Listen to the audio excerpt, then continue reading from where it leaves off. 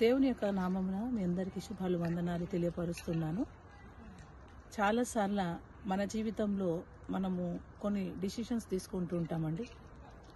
అయితే అది దేవునికి ఇష్టమా కాదా అని ఆలోచన చేయకుండా ఆ డిసిషన్ ప్రకారంగా వెళ్ళాలనుకుంటాం.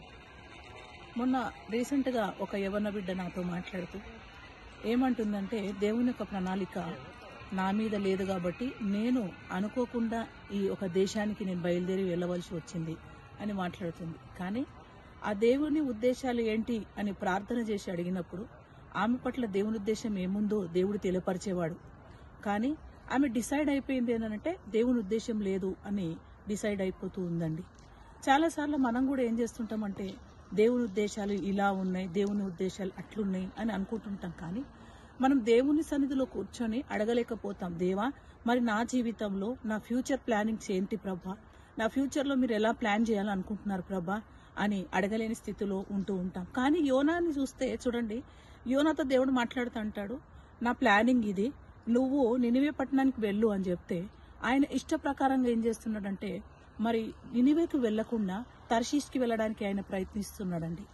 దేవుని ఉద్దేశం లేదు కాబట్టి అక్కడికి వెళ్ళినప్పుడు ఆయన విఫలమైపోయాడు. మరి చేప కడుపులోకి వెళ్ళినట్టు మనం చూస్తున్నాం. కానీ ఆయన చేప కడుపులోకి వెళ్ళినా కానీ ఆయన పట్ల దేవుని ఉద్దేశాన్ని నెరవేర్చాడండి.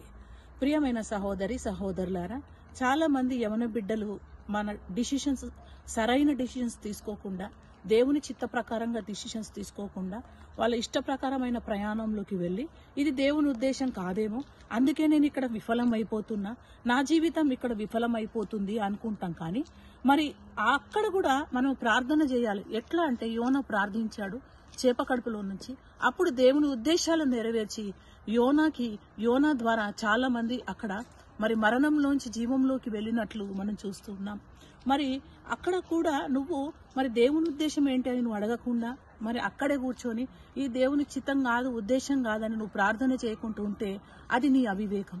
కాబట్టి ఒకవేళ నీవు ఏదైనా డిసిషన్ తీసుకొని ఇది దేవుని ఉద్దేశము కాదు, అందుకే నేను ఇట్లున్నాను అనుకోకుండా ప్రార్థన చేసి దేవుని అడిగినప్పుడు దేవుని ఉద్దేశం ఏంటో ఆయన నీ పట్ల నెరవేరుస్తాడని దేవుడి మాటలు దీవించును గాక. ఆమేన్. వందనాలండి.